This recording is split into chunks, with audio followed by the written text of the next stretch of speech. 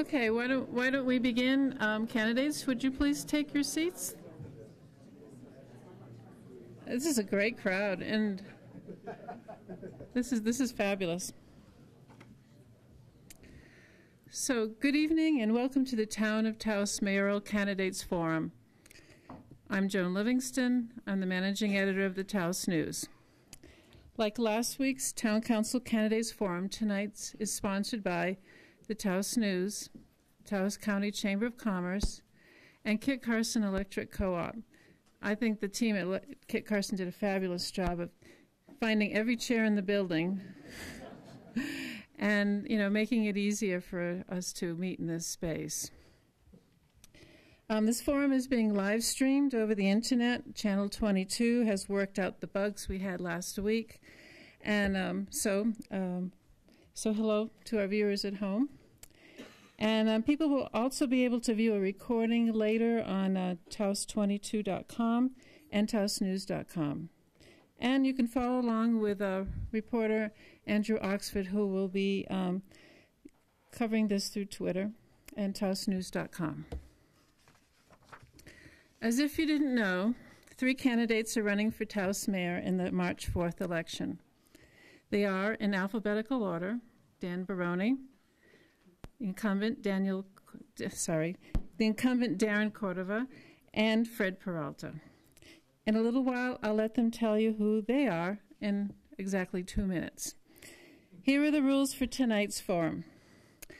As I just said, the candidates will have, oh, no, I didn't say this, but last week, the candidates will have 2 minutes to introduce themselves, and at the end, they'll have 2 minutes to do a closing statement. They will also have 2 minutes to answer questions. Susan Cady from the Taos County Chamber of Commerce is our timer, and she will let the candidates know when their 2 minutes are up. We will have 9 rounds of questions tonight. Last week I pulled questions out of a bag for the 7 council candidates. It was the most practical way to do it. Tonight, thanks to reporter J.R. Logan, who covers the town, we have 7 rounds of questions tailored for each candidate. For this portion, we have put a great deal of attention on each candidate's record.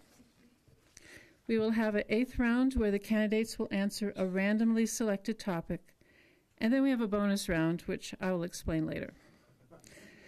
By the way, no one knows the questions or topics ahead of time. We will also rotate who gets to speak first, and candidates will come to the mic, so you'll be able to see and hear them. Are we asking a lot of these candidates? Perhaps, but the mayor is the highest elected official in Taos. The mayor only votes when the council is tied, but the person holding this position will have a big hand in shaping policy for the next 4 years. Finally, to keep the forum moving, we asked that you hold your applause until the end of the evening. Likewise, we want this forum to have a friendly and respectful environment like we did last week. So, let's begin with the intros, and that'll be Mr. Baroni.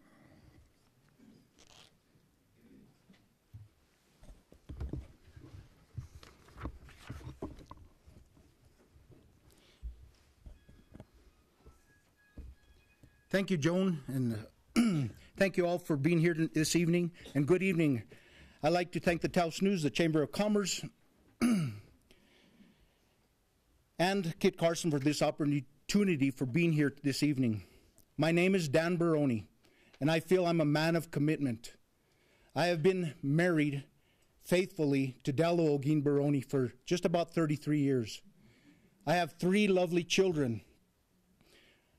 I have owned Ogin Sawmill for approximately 25 years, and I've been part of the community and community involvement for almost 2 decades, involved in the different organizations. Also, I am currently serving as your Taos County Commissioner. But enough about me. It's time to talk about you, the people in our community. Don't we live in a beautiful place? I remember just recently all the excitement that happened here in the community when the cross-country team rolled into town. Wasn't that a great excitement? And the football team, the opportunity that they expressed as they continued to move forward in their endeavor.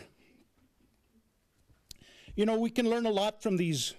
You know, it takes a good leader, unity, and commitment and hard work to get to that next level. There is a lesson that we can learn from these young individuals, a lesson that I learned early in my career. A team works together. They shore each other up. They don't cut each other down. They help each other in a time of need. They work together towards the same goal. They work together as a family, a community, a team.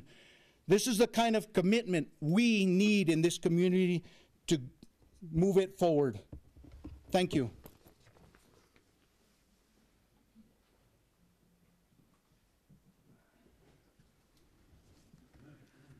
Thank you, Joan. Welcome, everyone, and thank you to the Chamber of Commerce, the Taos News, and Kit Carson Electric for having this forum. I want to introduce myself for those of you that don't know me. My name is Darren Cordova. I was born and raised here in Taos. I'm 47 years old. My parents, I believe, may be in the room. Some of my family members are here. I want to let everyone know that I've grew up in a family of home-owned business, homegrown business. Because of that, we nurtured the business, didn't have the opportunity to go to college, created my own business, and here I stand today, owner of several businesses in this community.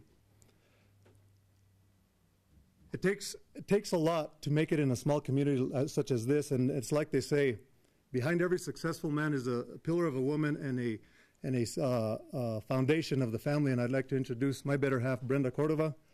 Together, her and I are proud parents of 4 kids that we committed to them to give them an education. I'm proud to say that my son is an attorney. You may have seen him in Good Morning America representing the state police officer, the former state police officer, Mr. Elias Montoya. My daughter is a year away from finishing law school, and my twin boys are in their 3rd year of college. But I want to let you know that my record, I stand strong on my record of accomplishments. I've had the opportunity of serving you as mayor for the last 5 years. And if you look at my record, it's a strong record of accomplishments, getting the tough issues done. Why? Because you, the community, deserve it. Look at my record. It's not things that I've supported, it's things that I've accomplished. And I stand before you asking for your vote and support on March 4th to continue these accomplishments. Thank you.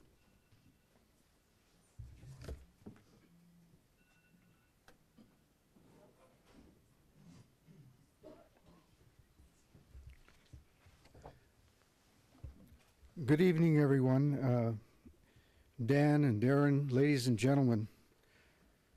I'd like to thank you all for coming out tonight and visiting with us to see what we have to say and see what we stand for.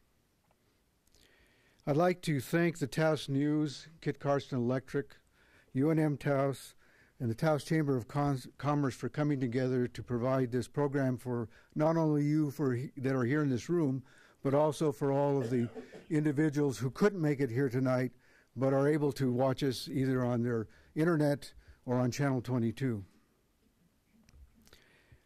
I hadn't put anything into my opening address about myself, but listening to the other 2 candidates, I realized one thing, that not everybody here knows who I am and what I have done in this community. So I should give you a little bit of background.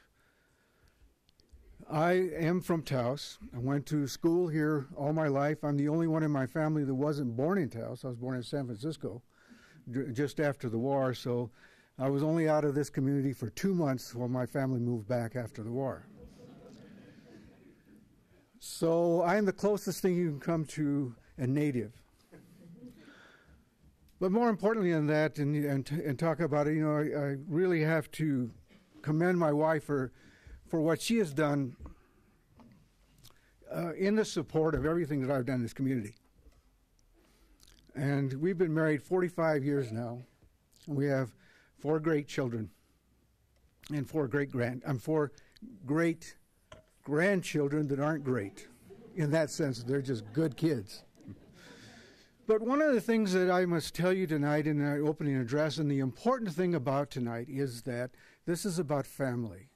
This is about who you are and what we are responsible to do to represent each other in that family to make the things better for our lives. And that's what it is. And if you look at the accomplishments of the past, it's only setting a foundation by which we can move forward. And I've run out of time, so what we'll do is the next 2 hours we'll be talking about what we can do to move our community forward. Thank you.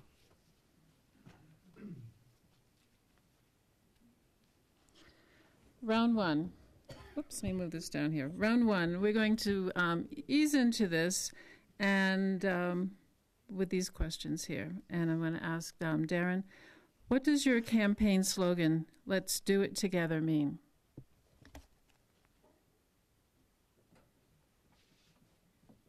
Where did you get "let's do it together" from? 'Cause that's not on my campaign. Well, that was one of the one, Darren. Well, you. Okay. Well, What is your campaign? my campaign slogan. Everybody knows. You got to do the visuals because we're on TV. So, a solid record of proven results. That's my campaign slogan. And the reason why I'm running on that is I believe that you should run on your accomplishments. And I stand proud of the many accomplishments that we've done. And not just the small accomplishments, the major accomplishments that this community has worked so hard. Name one, the airport. The airport was stuck on the shelves for 25 years. I had a commitment and a drive to say, this is so important, not for me, but for this community, for the economic future of this community, that we get a viable airport. And I'm proud to say we got it done. The other issue is the most crucial, and that is the Abeta water settlement. Settling the water management of this region so that we can get the necessary infrastructure, $150 million, so that we can adequately manage our most precious resource. We got that done. Then we get a lot of the other small things done, such as roads.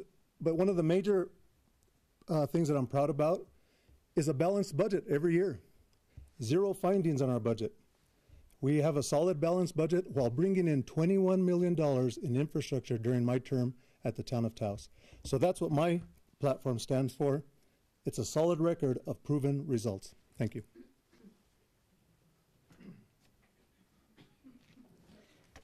Okay, Fred. I believe this is your campaign slogan. Expect a lot. What does that mean?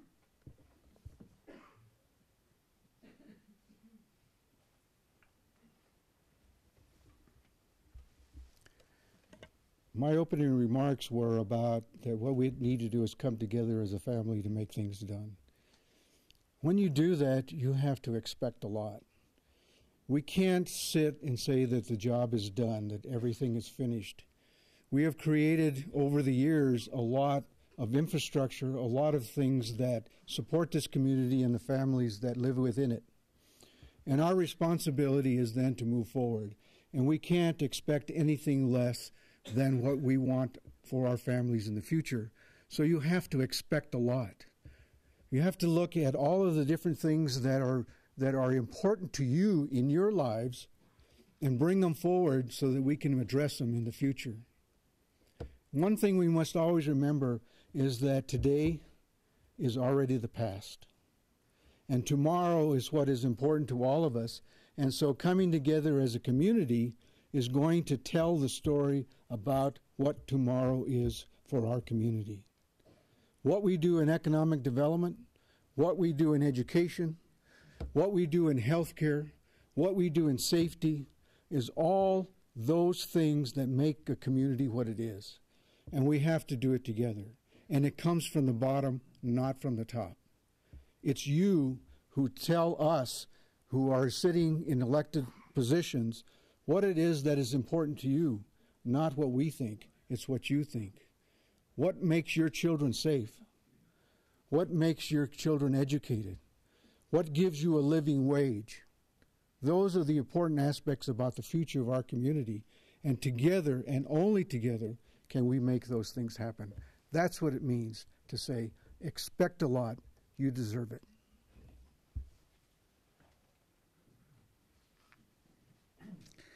Okay, Dan, what does your campaign slogan, honesty, integrity, hardworking, mean, and how does it differentiate you from your opponents?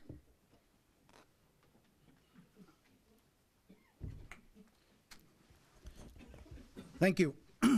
Actually, my slogan is working together, we can make a difference on our... So, again, I thank you for that, but I bring honesty and integrity to this stand right here. I've brought honesty and integrity to the commission. But working together in our community, we can make things happen. It's not my way or the highway, it's working together, one hand in hand. Me and my wife, we have to have a relationship, and you got to build on that relationship. That's the way you make things happen. You have to have a balance in your life. Just like a balance in our community, we have to have a balance in our community. You just don't shove things down people's throat. We need to work together. We need to end those innuendos that happen in our community. We have to be positive, and working together, we can make things positive. We can make things happen in our community. We can move to build that airport that we want to build. Working together, not separating people and people's property to get things done. We need to work together. To E911, the most important aspect of our community, we need to work together to get these done. If not working together, nobody wins in this room. Thank you.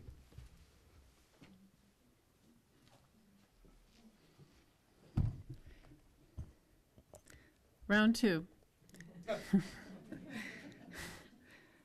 This question is for you, Fred. Why were you unable to find resolution on the airport expansion during your tenure as mayor, something your opponent, Darren Cordova, was able to accomplish?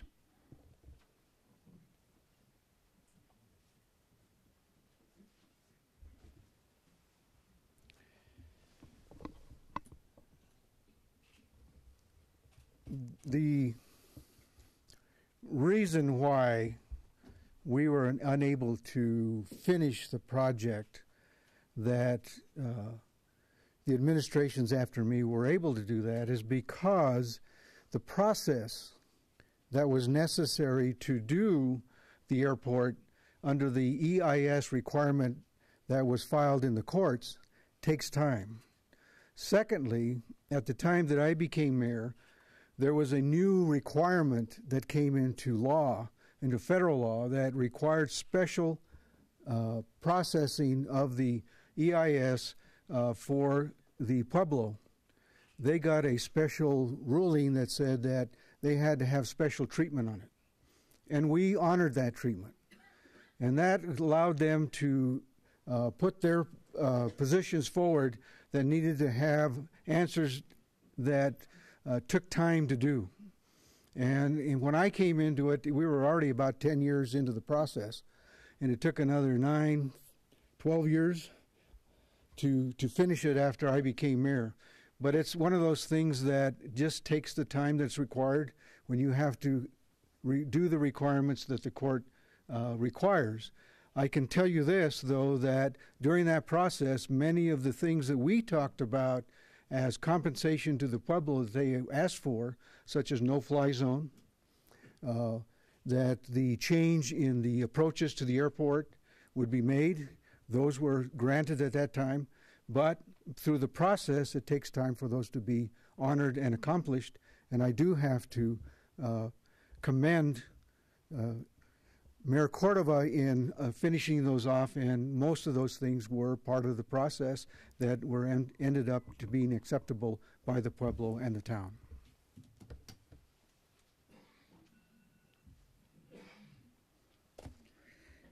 This is a question for Dan. Why did you vote against the old Martinez Hall liquor license despite claiming to be pro-business?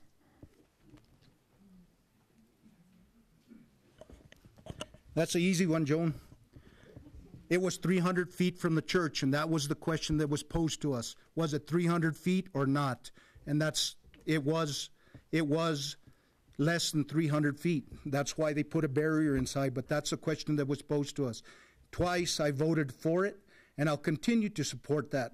I frequent the place. We have many activities there.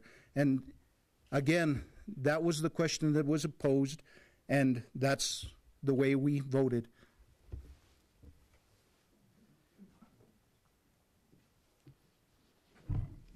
Okay, Darren. Oops, you're a tall guy. Last year, the town commissioned a study to review Taos's economic health and propose ways to bring jobs and new industry to Taos. The report was published months ago, but the town council has yet to publicly consider it or take any of the recommended actions. Why has this report languished?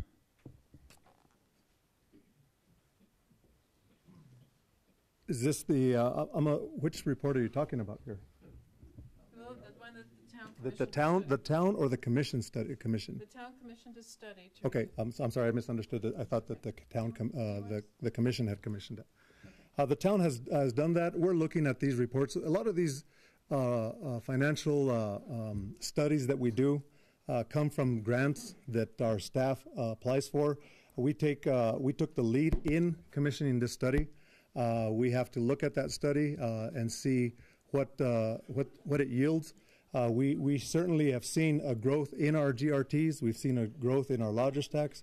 Clearly, our marketing is working, but our working sector, there's a lot of issues that we need to. I have seen the preliminary reports of that study, and now it's time to go to the next phase, which I understand that another study is required from that study. So we're looking at that, and that came from as a result of a grant, so that we can study the economic condition of Taos. Where is the leakage going? We've done several of those, and because of that, we've addressed certain things in the town of Taos, such as enhancing the UNM curriculum.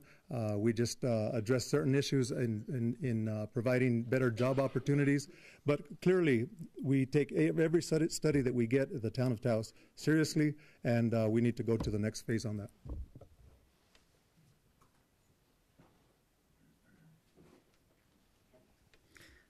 Round 3. Okay, this one's for you, Dan. You've said land use reform was a primary reason you ran for county commission. However, the county has failed to pass meaningful reform during the 8 years you served on the board. Why hasn't this happened?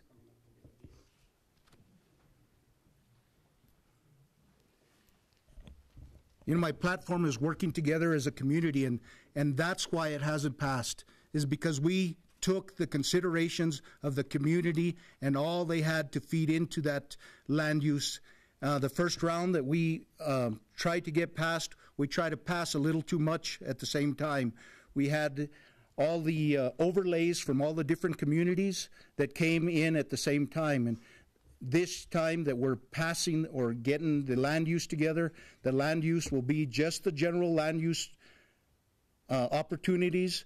Again, we've had probably 100 meetings in the different communities, and that's the outreach that we continue to use to outreach to the people of our community, because it's important for the people of our community to know what's in this land use. We don't want to pass something that's not appropriate or affects each and every individual in the room. So it's a long, drawn-out process. It's a living document. This living document can be changed after we adopt it, the day after we adopt it. If we find something in there that needs to be changed because a community member figured out that it doesn't work for them, it's a living document and we can change it. So working together again in our community, that's the way we get things done.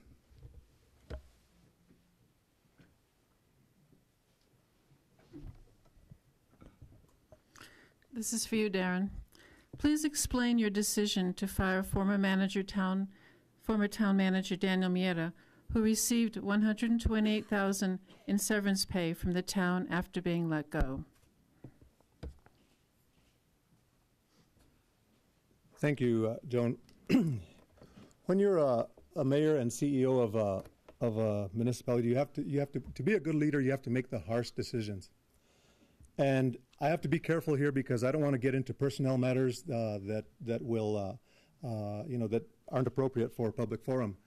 I can tell you that myself and the former manager had a different philosophy of leading. I can tell you that I adamantly disagreed on the severance package that was given to him. But as far as discussing anything much more in public, I think that would violate the Personnel Matters Rule.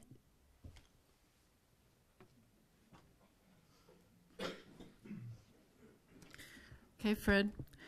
After having served as mayor more than 10 years ago, why should voters think they'd get new ideas if they elect you?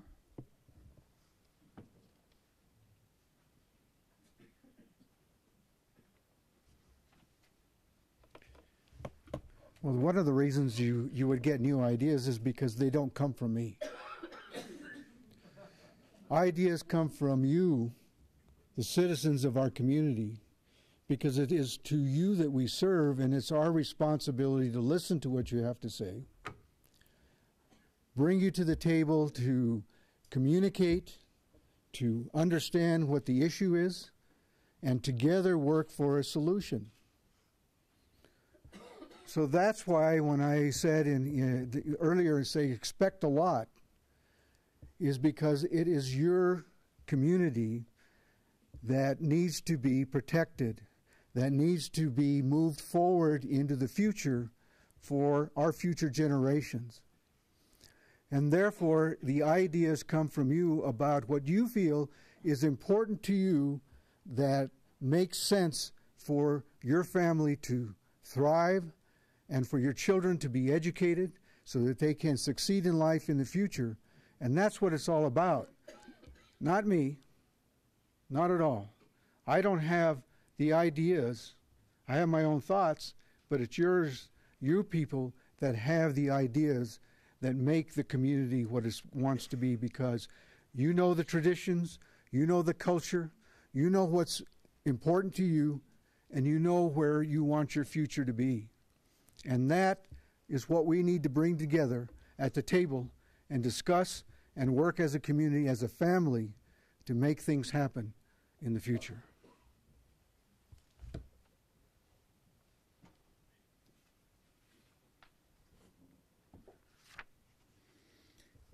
Round 4. Darren, in 2012, you called a state grant awarded to the town for downtown planning a critical step for the historic district. But because of the inaction of your administration, the state took back the same $75,000 grant. Why did you let this money go?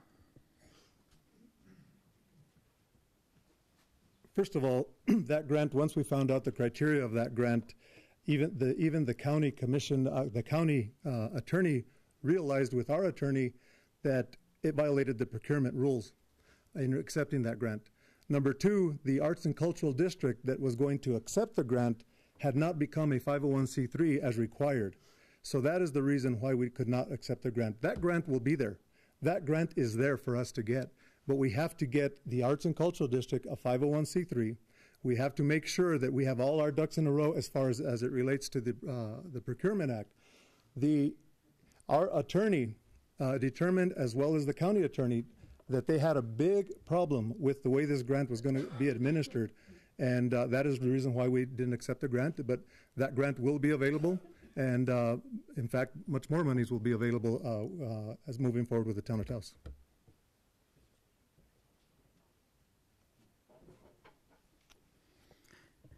Okay, Fred.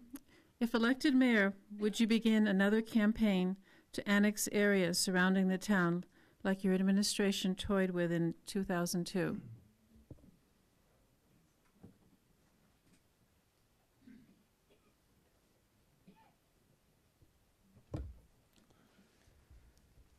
Probably not. And the reason for that is because I don't think the community is ready for that. In listening to what people have said and what they would like to do, there are still a lot more discussions that need to be taking place.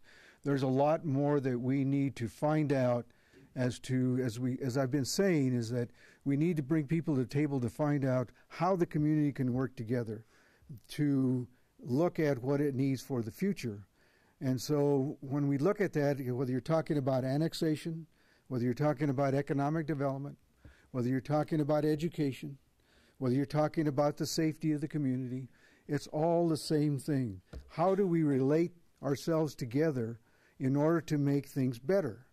And so it isn't a question of annex or don't annex. It's a matter of whether or not it makes sense for the community as a whole. And until we have the neighborhoods coming together, the town, the county, and others making that decision as to what they feel is important in their lives to make things work. Is annexation a good thing or a bad thing? That is going to be determined by putting people together and discussing the issue so that we know where we want to go and how we want to get there. And that is the most important thing that we look at, not whether we do something or we don't. It's whether it's important to you to do it.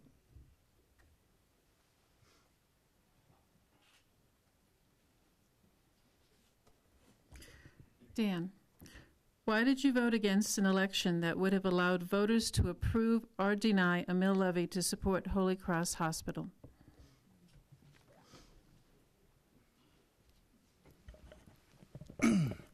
Joan, thank you.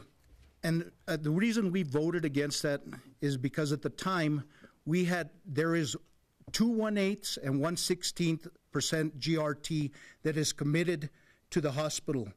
At that time, the hospital was making money. The hospital has a holding company, not in Taos, but in another place, and they own 3 or 4 hospitals, and they were making money at the time. If that came today, after we actually formed a committee that actually looks into the hospital. It's a committee of lawyers, people from the union, people from the financial end, actually is looking presently in the hospital and is making or getting ready to make recommendations to us on how we need to move forward.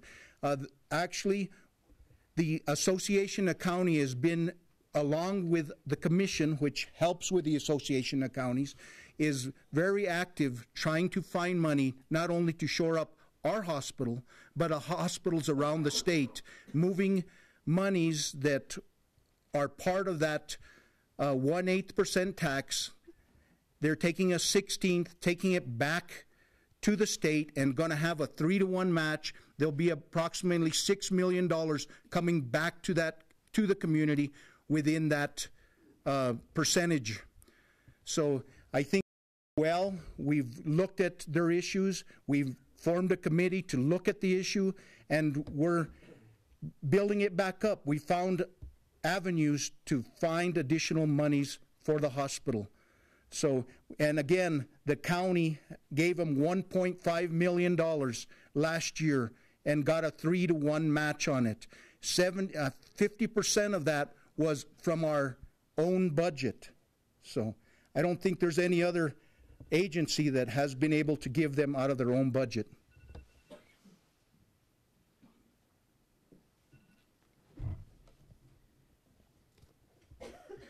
Round 5. This is for you, Fred. You say on your website that Taos needs a mayor who is willing to negotiate and who will listen to the people. I'll rephrase that. Who will listen to the people. Does this mean you think the current mayor has not done these things?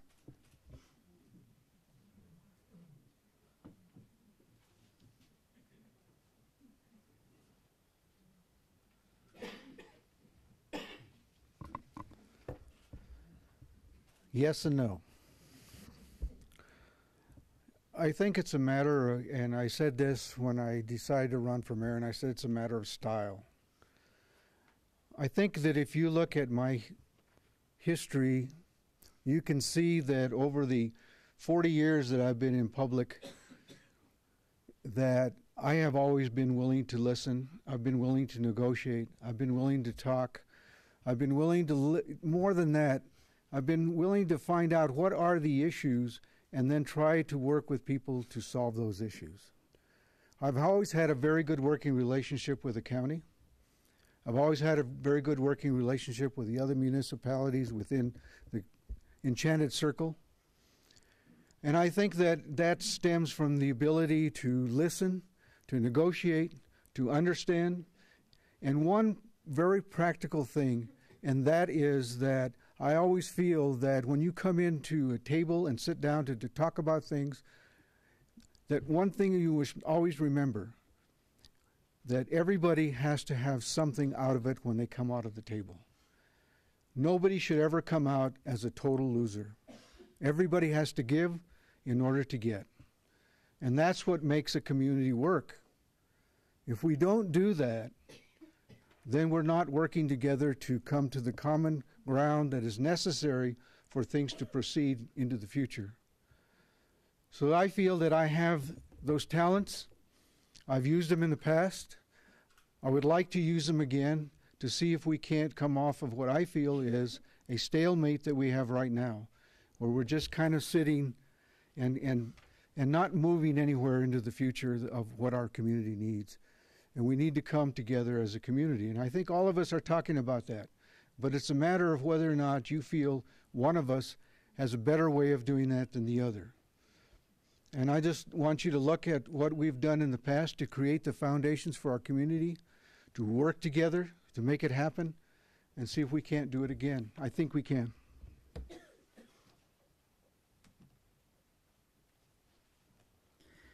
Okay, Dan. Why did the county take no steps to resolve the Arroyo Hondo land grant controversy, which stalled real estate transactions and hurt Taos's economy for 2 years while you served as commissioner?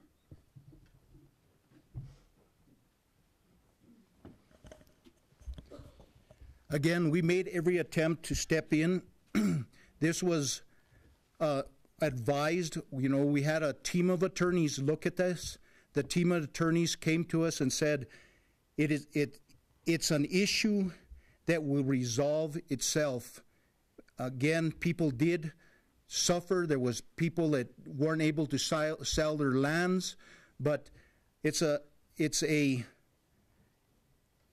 opportunity that the county couldn't afford to take on the battle. You know, we've taken on many battles. We've taken on battles in the community around us. The El Prado Water and Sanitation District, the acequias in El Prado is, you know, we've taken those on. We've taken those fights on. But this is one fight that we were advised by our team of attorneys to stay out of.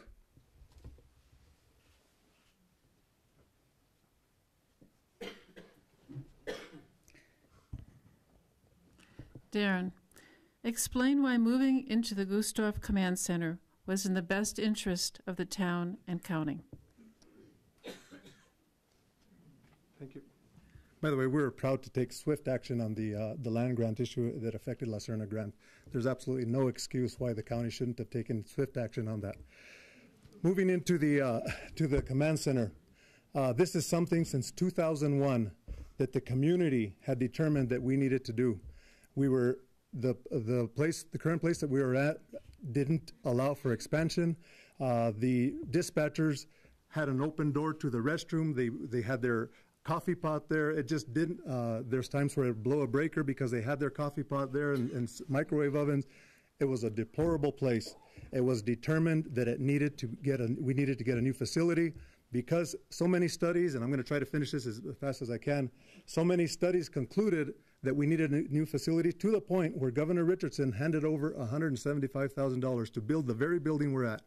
Because we designed it, then Senator Domenici in this room, while Commissioner Baroni and other commissioners were here, accepted a $500,000 check to build the very building we're at. We built it. We did another study because the community was concerned, are we making the right decision? Conclusive study, again, that it's the right decision. It was the right building to go in, and it would have been irresponsible for us not to have done it. We had to make a decision last year because we're in the queue to receive over $380,000 worth of brand new equipment. It would have been irresponsible for us to install it at the old facility and then move that equipment again. What we did is we installed it at the new facility that was specifically designed for it. And what does that mean? It means that we have a new state-of-the-art facility that we can grow and we can expand our equipment, and our citizens are better today because of it.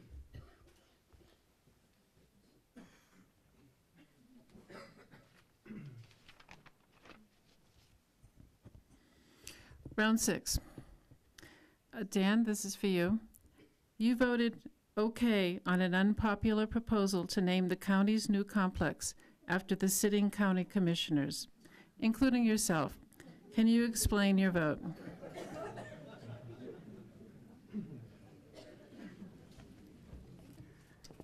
Actually, it was done, Joan, to get press, and we got press off of it. That was exactly why we did it. I mean, I voted okay. The commissioners thought that we'd get press off of it, and we did. You know, we realized that the Taos News is paying attention. So that's why we did it.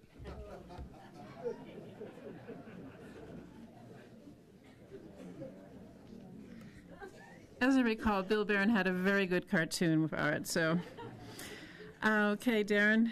Your administration dismissed offers from the county to help fund the airport expansion because you said you could not trust the county. How can local governments cooperate if leaders aren't willing to trust one another?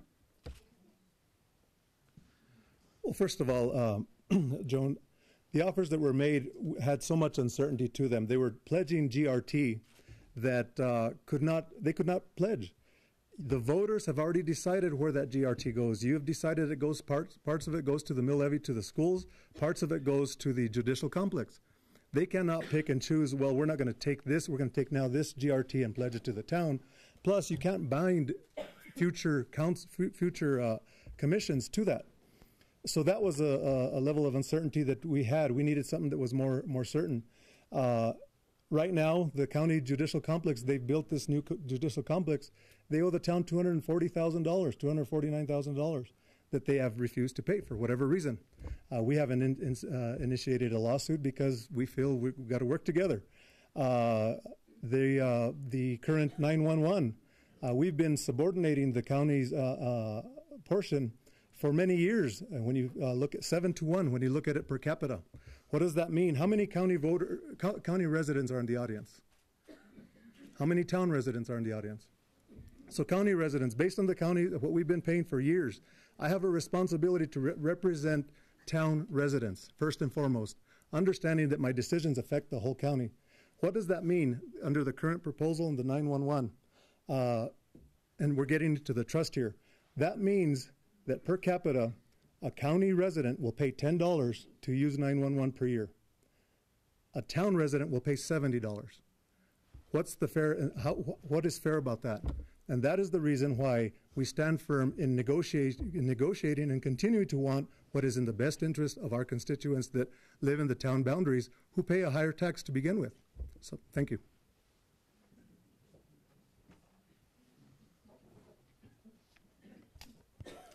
Okay, Fred.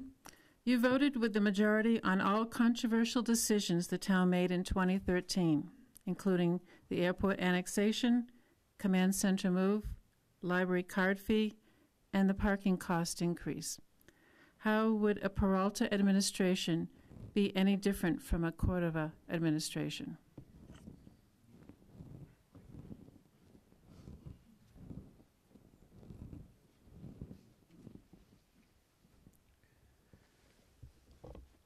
There is a difference between setting policy and carrying it out.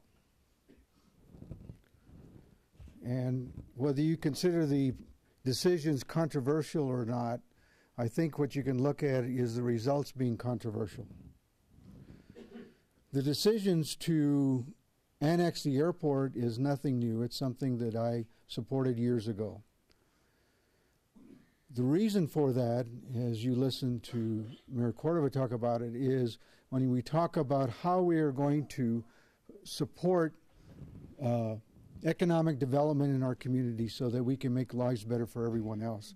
And part of that has to make some of these decisions. Is it the only right decision? Probably not. And that's one of the reasons that we talk about what we have to do to say, okay, maybe there is a second right decision, and we can look into that decision. Because somebody makes a proposition to you doesn't necessarily mean that the proposition is right. And it has to be studied and it has to be analyzed, and does it come out correctly?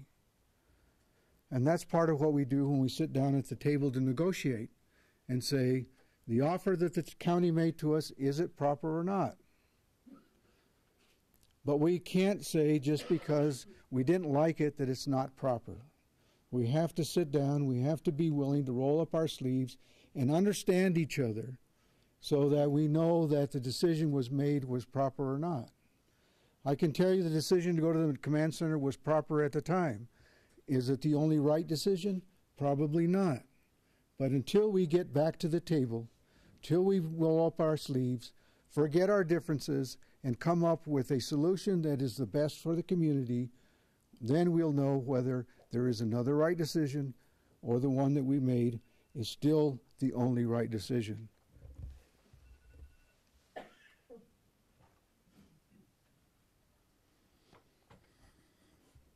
Round 7.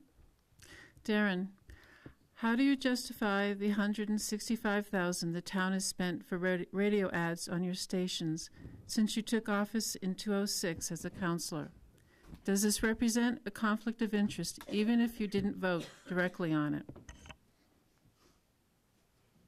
They're going to give me some questions that we did good, or anyway, I knew that question was going to come up, and I'm proud to say that being in media, being radio stations, I've owned the radio stations since 2001. The town has advertised on my radio stations since 2001, but I can tell you, I own 4 radio stations, which can be conceived as 4 different media outlets that target 4 different areas. The town, as I understand it, I always abstain from any discussion and budgetary process in that. The town has made that under a previous mayor and previous managers. But I can tell you that while my company represents 4 distinct medias, the Taos News gets a much higher amount than that as a single media.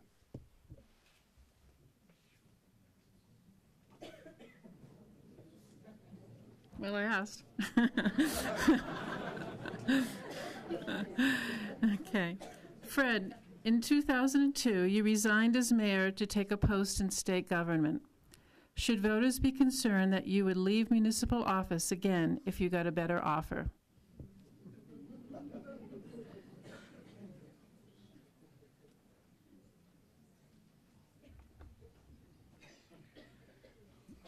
I don't think I'm going to get a better offer. I'm retired. But that doesn't mean that I'm not interested in our community, because I am. And I always have been. And so I feel that this time, because I'm not relying on my businesses that I had or a job that I took with the governor because he asked me to. When he was running for governor, he came to me and said, if I need your help, would you be willing to help me in making New Mexico a better place to live? And I said I would do that for him. And I did it. I did it for 5 years. And I would have probably done it for the full term of his administration had not some personal things happened that I felt that I needed to be home. So, I'm not interested in anything else. I don't need that. But I am interested in this community, and I feel a responsibility as a citizen to offer my abilities to make the future of this community better for our children and our grandchildren. It's our legacy. It's our responsibility as members of this community to do whatever we can to support that. And that's what my life has been about. And I can't stop now because I still have energy to do that. But I can't do it without your support and your interests at heart. So I'm not asking for anything other than to help you.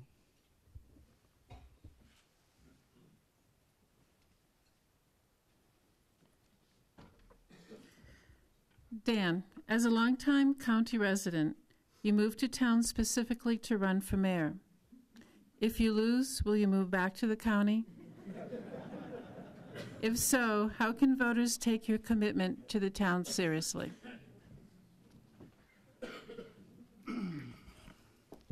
Joan, thank you.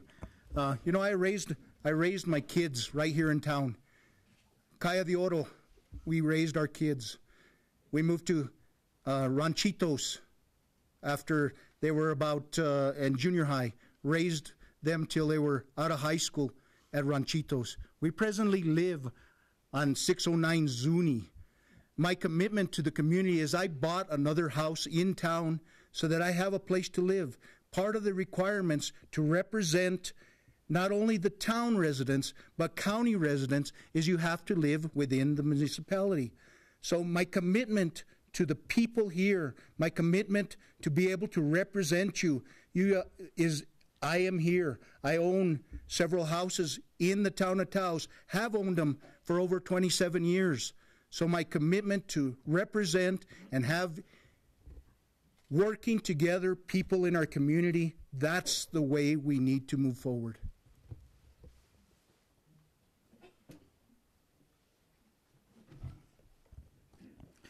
Okay, round 8, we're going to switch things a little bit here.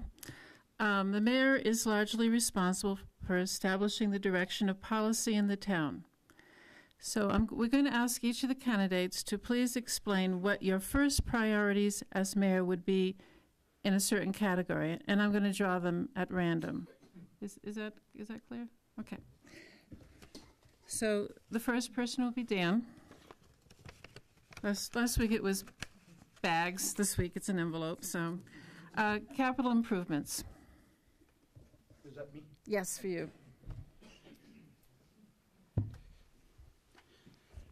Capital improvements, first of all, we need to basically go to the budget.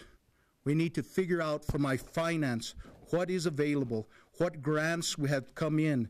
You know, if we're talking about the soccer fields, you know, we need, you know, I know there's a $180,000 a year payment on that for 20 years. You know, is there additional monies to fund the other 2 soccer fields? But what we need to do is work with staff, first of all. Sit staff down and decide where the money is. How is it coming? How did it come in? What appropriation and what strings does it have attached? Does it have a match? Does the county have? I mean, does the town have the match to carry forward those obligations? So again, it's working together with your staff to make sure that all is in order before you move forward.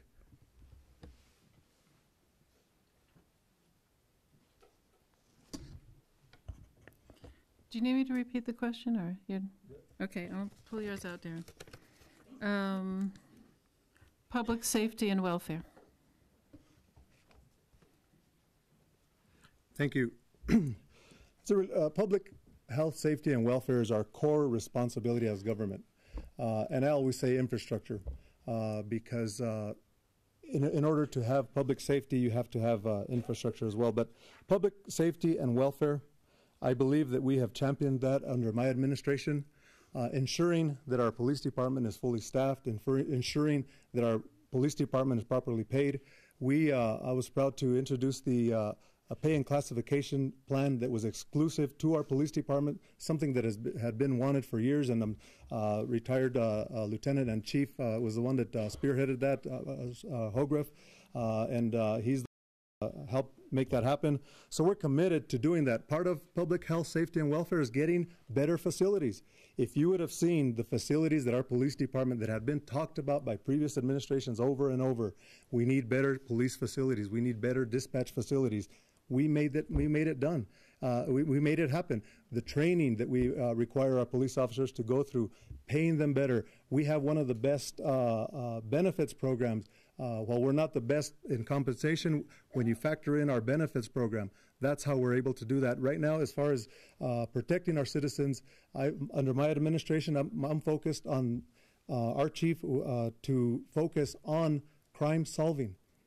I'm not interested in all the speeding tickets. I'm interested in solving the crimes, making sure we go after children are not born criminals. They graduate into becoming criminals, and that's how we attack them, attack the issue, going to the schools, making sure that we are working with the kids so that they don't graduate to that next level of crime. That's how we're making things happen. We just assigned an officer to the historic district full-time to ensure that public health, safety, and welfare, not only for our citizens that live here, but for our visitors, are taken care of. Thank you.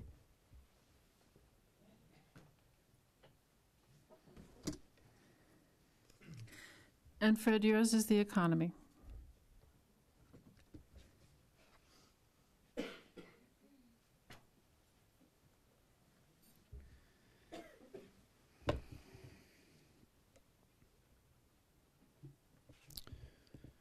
Talking about this half of the day today.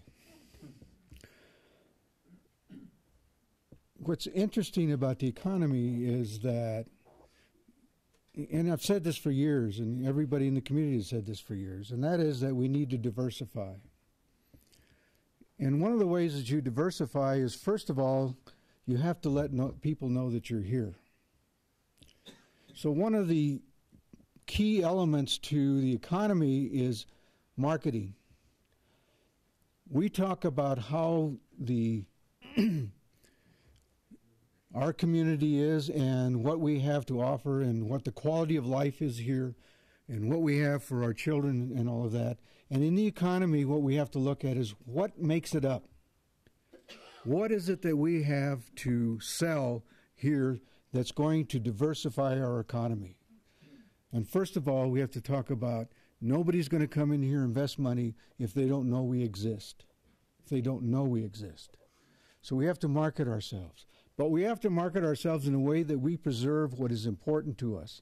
Our way of life, what's important, our culture, our traditions, our environment.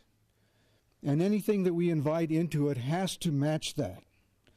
But we can't do it unless we tell people we are here.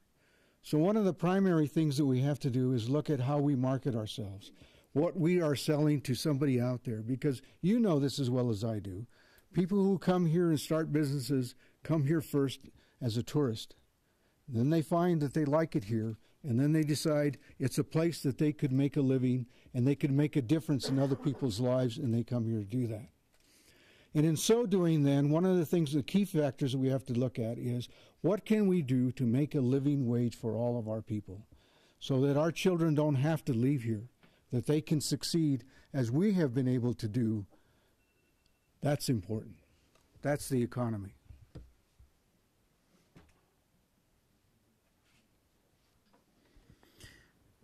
Round 9. Many people have asked for a political debate, but that's a little hard to do with 3 candidates. So we have developed a compromise here. The overriding theme of this year's mayoral election has been cooperation, or the lack thereof, between the town and county. Each of you had a seat at the negotiating table last year when the relationship between those 2 local governments grew increasingly strained. For this round, each candidate will have 2 minutes to explain why talks between the town and county failed on issues like annexation, emergency communications, and describe what needs to happen to mend that relationship. After the 2, everyone has their can speak for the 2 minutes. All 3 will be given equal time, exactly 1 minute, to rebut the statements made by the other candidates. So we'll start with you, Darren. Okay. Do you want me to explain this again, or is this? Okay. Okay. These are complex issues. We all get along. This is nothing personal between Commissioner Baroni. I believe we're friends.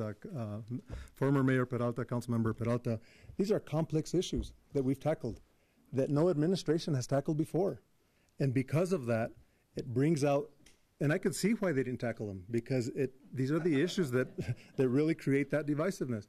But I can tell you the successes that we have had as the town of Taos. We worked well with the Pueblo. We negotiated with the Pueblo successfully. UNM-Taos, we created a partnership that brings curriculum down to our historic district. El Prado Water and Sanitation, we have contracts and negotiations all the time in place. El Valle de los Ranchos, the private sector, CAV, Los Ancianos. We work well together. We've worked well supporting the county. We've given them vehicles. We've worked with them with their recycling initiatives, giving them 5 acres of land. But these issues are complex. They're complex, and when you tackle the complex issues, you get your hands dirty. And believe me, I don't need working gloves, and I've gotten these hands pretty dirty. But, those are the issues here. I believe that a major part of this division that you see here is politics. Politics, when you have an election coming up, the tension grows stronger, and that's what creates the division. I guarantee you, if I continue as mayor, Commissioner Baroni continues as commissioner, I guarantee you this will be resolved in a few months. The option that the county is going is not practical. It's ridiculous, and I guarantee you these issues will be resolved. The answer is not moving into the town and registering and jumping to the other side. The answer is let's negotiate while you're at the position that you're in.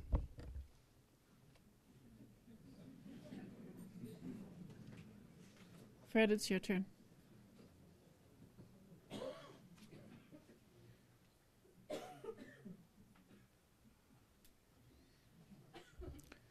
Let's see if I remember the question correctly. I think that the reason that we're at loggerheads is we haven't sat down at the table long enough. I think that the negotiations have broken down because we haven't been able to sit down and really talk about the issues in a real deep and decisive manner. And we need to do that. And that's what I'm proposing, that we need to get back to the negotiating table. We need to sit down, work out our differences, figure out what is in the best interest of our community, and then come to a decision. Sometimes it's not easy, and I said this before, sometimes we get to the table and everybody feels like I'm a complete loser, and therefore this isn't going anywhere, and we fight. But we're a family. Families fight. But it's time that we get back together and say, okay, we understand, we don't agree necessarily. However, we do agree. We do agree these issues are important to the community and that we need to work on them together to solve them. So, we need to be tenacious about sitting down together, about saying, look, we're not done yet. Let's talk about it some more. Let's work out the problem. It's not personalities. I don't think it's politics. I think it's just that we haven't come up with a reason of understanding each other's position and trying to see if we can't come to an agreement on it. It takes time. I'm not saying that the issues that we decided on weren't correct. I think they were correct at the time that we made them. But one of the things I learned when I was in the legislature, 90% of your time is fixing things that you did before because they always need to be fixed. They're not always the same, and you spend 10% of your time on new issues.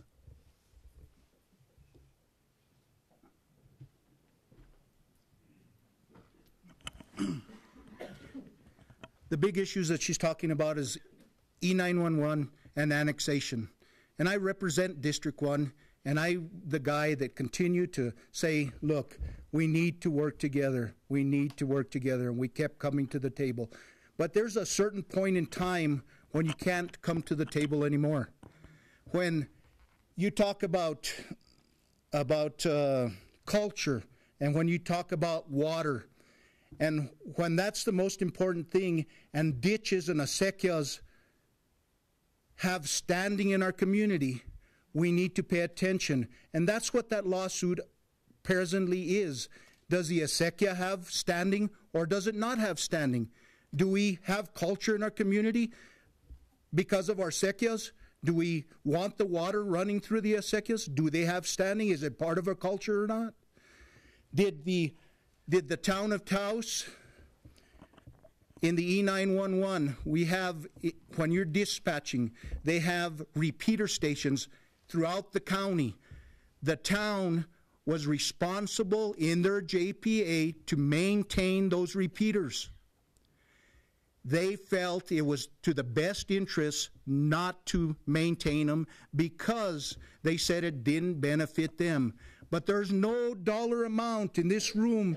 If somebody was to have died, and somebody did die, one of the commissioners brothers did die, or relatives, not brothers, because there was not communication, because one of them towers were down. So that's when the negotiations need to stop. We need to take a stand. We need to work together to continue to move these issues forward. Thank you.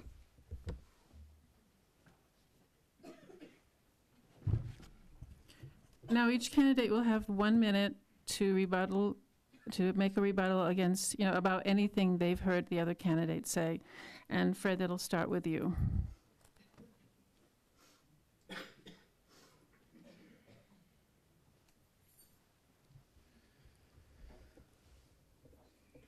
There is no issue out there that you have to take a stand and it's a final stand. We need to work together. Is there a problem when we have a contract that says something that we both disagree as to what it is? We need to solve that issue. I'm not in a disagreement with what is being said. I'm just saying that there's still the possibility for working the issue out. Do we make mistakes? Yes. Should we solve those mistakes and come to a solution to them? Absolutely. Nothing should ever be left undone. That's not our responsibility. Our responsibility is to get things done.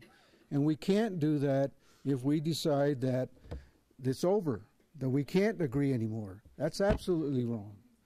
We have to get together and say, all right, we made a mistake. Whatever it was, it's a mistake. And we have to come to a solution to that mistake so that it doesn't happen again. Loggerheads keep mistakes happening.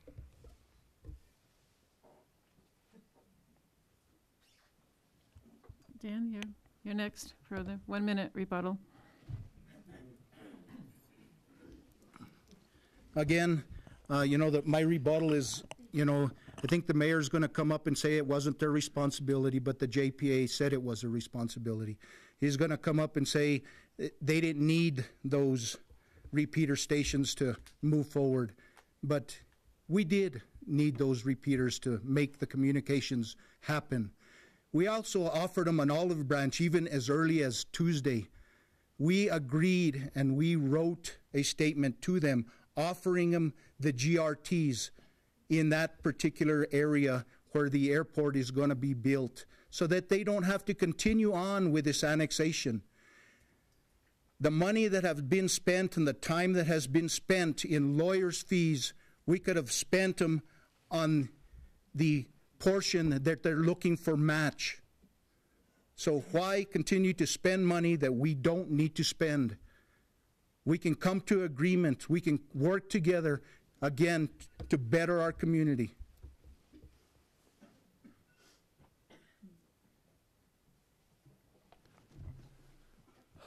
First of all, I'm saddened that the commissioner would use someone's death for a political presentation here. But I have the Joint Powers Agreement here, right here, and it has the facts contradicting exactly what the commissioner said. But I must say that, it's ironic that an offer was made this morning on something that has been taking place over a year. The bigger picture on the annexation, is our ability to properly manage our airport, something that we have pushed hard for. The county, for 8 years, under the current administration, does not have a properly zoned corridor for commercial activity, nor an airport zone for that matter. The town of Taos does. So if we want to build there, now we have to go to the county commission for a special use permit. We know what those special use permits do when you're on the political crossfire at the county. So then we start the whole process of the opposition of the airport that this community has already gone through. So that is the reason why the offer that the commissioner has made does not look lucrative at this time. Did you get enough chance to speak, or would you like to go another round? You're all set? I'd like to respond to that. Okay. All right, but wait a minute. That's Dan that goes first, so, okay. And we'll just go right down the line here. You get 1 more minute if you make another point. Make another point? Or if you heard something that one of your opponents have said that you would like to embellish. Again, one of the most important things that we have in the community is you, the people. And we want to make that my most important thing. You know, E911 is got to be one of the most critical things in our community. Health, safety, and welfare is important in this community. And by letting this linger, it doesn't help the problem any. And by the annexation process, you know, we need to work together to make this happen. We need to just let bygones be bygones. And if the acequias have standing, the acequias have standing. Let's put this money to better use.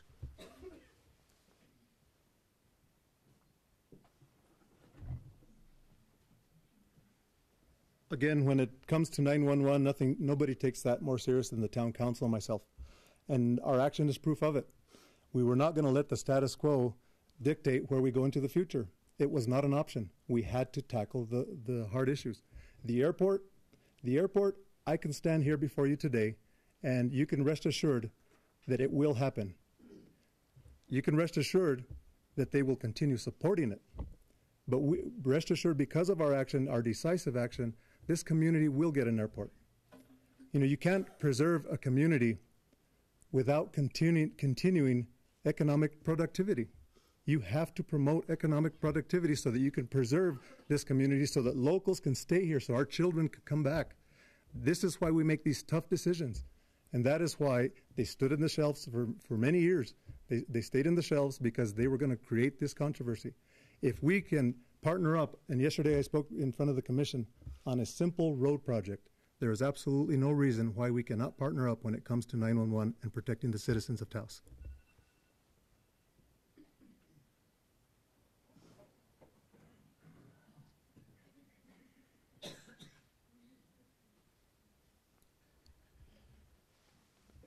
The county commission yesterday made two proposals to the town, one on E911 and one on the airport. And as I said earlier, that I keep my mind open and my ability to look at this in a way that there is a possibility for always to cooperate. A couple of months ago, I made a proposal to the county for a JPA on E911 that I drafted, got approved by the council, and took to the county commission, and they did not act on it. The proposal coming back to us yesterday was fairly similar to the proposal I made to the county before. I am interested in always to sit down and talk about our differences and see if we can't come up with a solution. This is that part of that negotiation I talked about. We need to sit down and see if we can't come to a negotiation on these issues. It's not a closed door yet. It's still open. I understand what the county is saying, and I think I understand what the council is saying. And I don't think we're that far apart. We can come to a decision that will be in the best interest of you, our citizens.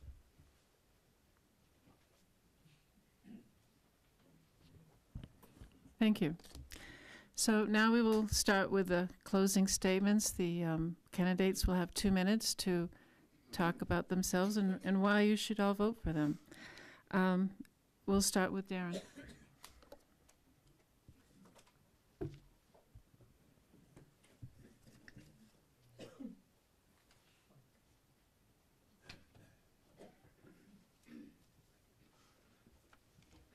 Thank you. Thank you again for your attention and spending time with us here this evening. There's a lot at stake at this election when you look at the dynamics on what happens if certain people get in, and what, you know, there's a lot of things that that can happen. It's a unique situation that you see here also, because you've seen all what we have done in elected office in serving you. You've seen what former Mayor Peralta has done, former Councilor Peralta now. You've seen what Commissioner Baroni has done, and you've seen my record. I have a passion of serving this community with a determination of getting things done. I've always said government will work as slow as you allow it and as fast as you push it. There's no reason why we should be light years away from the rest of the neighboring communities in our dispatch and our 911. But because of our determination and drive, we made it happen. I believe I'm clearly the best position to cross the party lines in Santa Fe to get things done. And my record shows it. A Republican governor that I've worked very well with, and I've brought over $21 million during my administration and my tenure on the council while having a balanced budget during an economic recession. What does that mean? It means better jobs. It means better opportunity for people from Taos. During this time, we've aggressively marketed Taos. We've gotten so many accolades on different magazines, the best of this, the best of that, so many different things. And because of our aggressive marketing campaign, what has that resulted? We're up 5% in our GRT. We're on an economic recovery right now, faster than most municipalities in the state. Our lodger's tax is up 13%, where Santa Fe's is minus 9%. It's working now. And because of that, I respectfully ask for your vote and support on March 4th to continue getting things done. Thank you very much.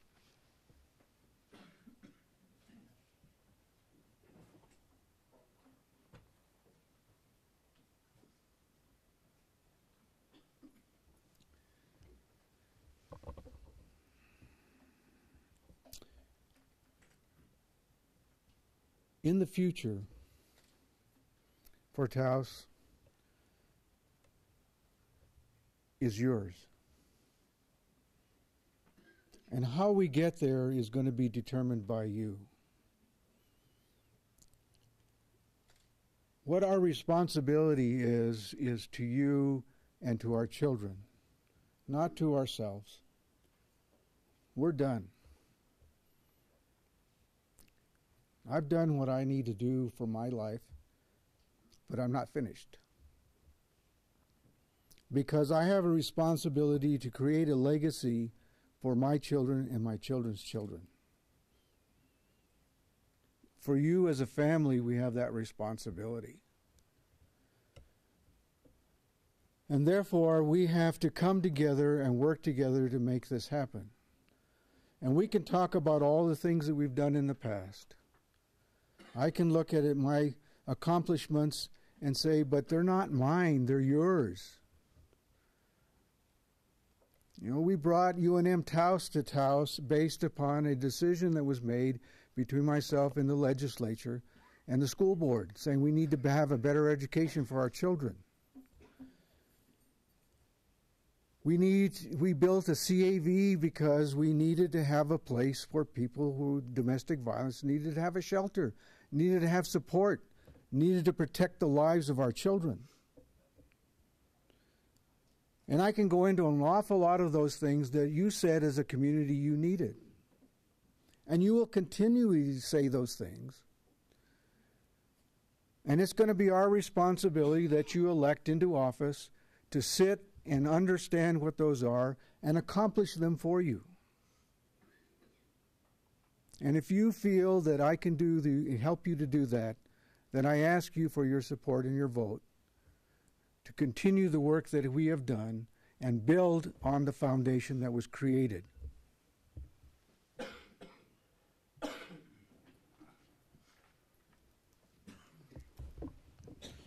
Thank you, Darren. Thank you, Fred.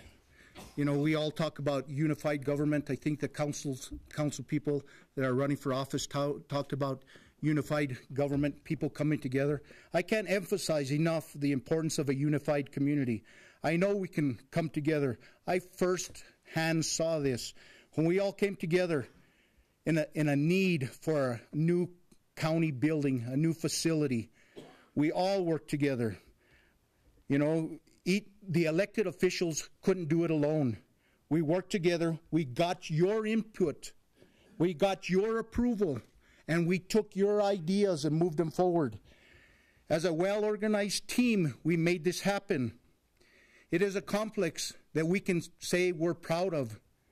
We did it on time, on budget, and nobody went to jail over it. We have a bunch of issues in our community that need this same type of attention, like our ancianos, our E911, our roads, our sidewalks, our airport, the revitalization of our downtown area, the arts and the culture district, economic and community development, our hospital, and the parking meters downtown. Working together to make this a better community is what it's all about. This is the kind of unity and excitement we need. And I am excited and willing to lead you, the people of Taos, to come together as a team for the betterment of the community. So I'm asking for your vote. If you want a unified community, vote Dan Baroni for mayor. Thank you.